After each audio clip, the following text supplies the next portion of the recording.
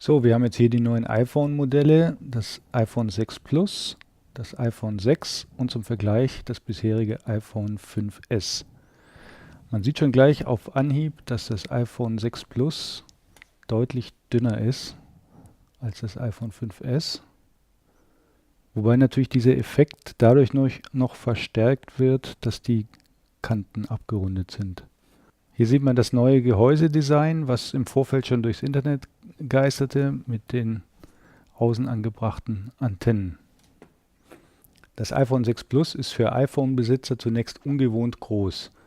Selbst mit großen Händen erreicht man Icons am rechten und oberen Bildschirmrand nicht auf Anhieb mit dem Daumen. Apple erleichtert das aber durch einen Einhandmodus, den man durch zweifaches Tippen auf den Home-Button aktiviert. Wie beim iPod Touch steht das Objektiv der neuen Kamera im iPhone 6 Plus und im iPhone 6 leicht hervor. Beim iPhone 5S war das noch nicht der Fall. Erstmals gibt es bei den iPhone 6 Modellen den Quermodus, den man auch vom iPad kennt, sodass beispielsweise die Icons im Homescreen sich drehen, wenn man das iPhone dreht. Das geht beim iPhone 5 ja noch nicht. Und es hängt stark von den Applikationen ab, inwieweit die das nutzen. Apple hat seine eigenen Apps bereits angepasst. So nutzt beispielsweise die Messages-App oder Nachrichten bereits den Quermodus für eine zusätzliche Spalte, in der die Kontakte angezeigt werden, was auf dem iPhone 5 noch nicht funktioniert. Je nach App werden die Inhalte auf den neuen iPhone-Modelle hochskaliert oder weitere Inhalte angezeigt. Apples eingebaute E-Mail-App beispielsweise zeigt mehr Details der empfangenen Nachricht an. Hier dieselbe Nachricht auf dem iPhone 5S, auf dem iPhone 6 und dem iPhone 6 Plus.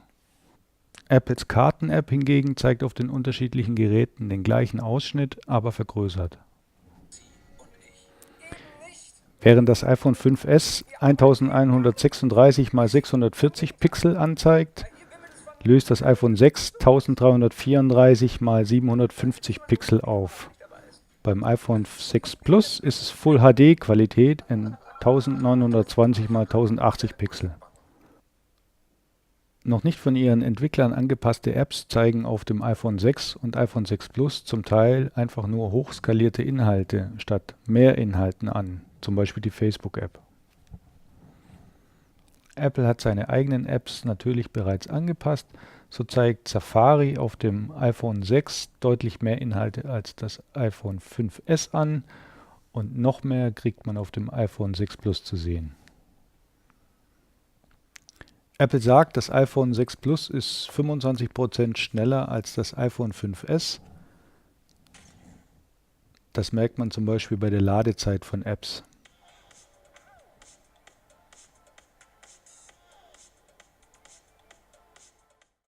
Hello guys, and welcome to the Battle of the Phablets. Introducing on one side, the new iPhone 6 Plus against the new Samsung Galaxy Note 4. Let's do the step into the phablet phone space, and they definitely do have lots of stiff competition because Samsung has basically owned this space for a long time with the Note lineup, and Samsung has just updated the line a few days ahead of the iPhone 6 announcement with the new Samsung Galaxy Note 4, and this is a fantastic phone, the best one Samsung has made as of now, and let's see how the iPhone 6 stacks up against it. So, because it is a phablet, let's begin with the display size. So the iPhone 6 has a size of 5.5 inches, meanwhile the Note has a display size of 5.7 inches. So the Note is 0.2 inches above that of the iPhone 6, and that is definitely going to come in handy while watching movies, playing games, browsing the web, and so on.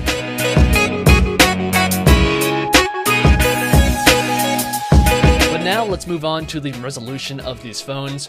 So the iPhone 6 has a panel that is 1920 by 1080p, giving it a pixel density of 401, which is definitely not bad. But when looking at the Note, which is this phone's competition, it is not even close because the Note's panel is 2560 by 1440, giving it a massive pixel density of 515. So I think we can easily say that the Note 4 is the best phablet when it comes to the display, both in size and resolution. And once again, that is a big deal because when it comes to phablets, the biggest selling point of the phone is the display, because that's why you're buying a phablet, and the Note does pull ahead in this section. So next up is the build quality of these phones, and in the past, this would be an easy win for the iPhone over a Samsung phone, because for a long time, Samsung phones have always been made out of plastic, and you guys know all the iPhones, including the iPhone 6 and 6 Plus, have an extremely nice, full aluminum unibody design. But Samsung has finally changed things up with this new Note, because it actually does implement actual metal going around the side of the phone, making the phone feel a lot more valuable in the hand, and that is definitely a good thing. Although the back of the Note still is that fake leather plastic design, meanwhile the iPhone 6 is a complete aluminum body, but the plastic back does have some advantages, because one, you can replace the battery unit, and it also gives you access to the expandable SD card on the inside, allowing you to expand the storage on the phone up to 128 gigabytes, and none of this can be found on the iPhone 6.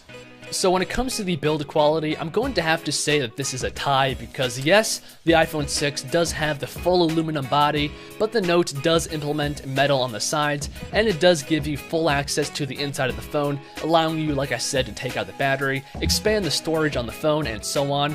And that's why I'm saying that it is a tie when it comes to the build of these phones. So next up is the camera unit on these phones. So the iPhone 6 has a new 8 megapixel camera on the back that goes down to f2.2, and it does implement a new sensor behind the glass that should give you, combined with the new Apple A8 chip, good looking photos. When it comes to video functionality, it can film in 1920 by 1080p, it's a full 1080p video, and that is at 60 frames a second, which is definitely good. It could also do slow motion 720p video at 240 frames a second, allowing you to have extremely slow motion video. And lastly, the iPhone 6 Plus has optical image stabilization, and that helps to keep the camera still while taking photos and video.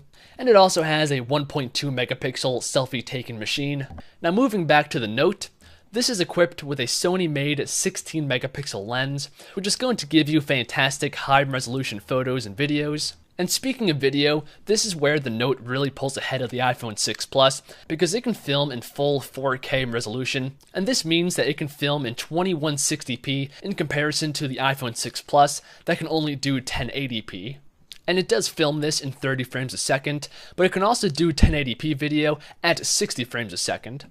So same as the iPhone 6.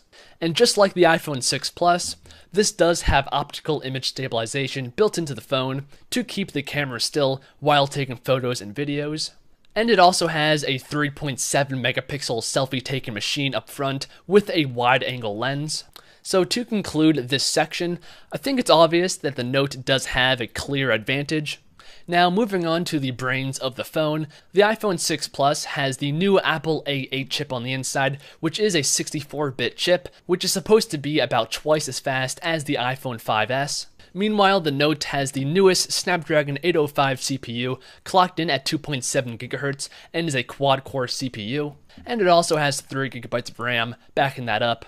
At the time of this video, we don't know exactly how much RAM the iPhone 6 Plus is going to have, but we can safely say that it's going to be between 1 and 2 GB of RAM. But you guys want to know, what exactly does all that mean? So in the past, basically all the iPhones and the Samsung phones have been about even when it comes to speed, even though the specs are quite different. And that is what I expect these phones to be like. So even though they have extremely different chipsets, the overall speed is going to be about the same.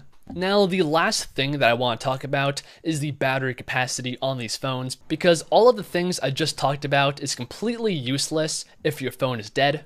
So the iPhone 6 Plus has a battery capacity of 2,915 milliamps, which is definitely a high capacity, but in the Note, the battery capacity is 3,220 milliamps, and that is a difference of about 300 milliamps, and honestly speaking, that definitely can make a big impact on the battery life of the phone. So once again, the Note does have the advantage.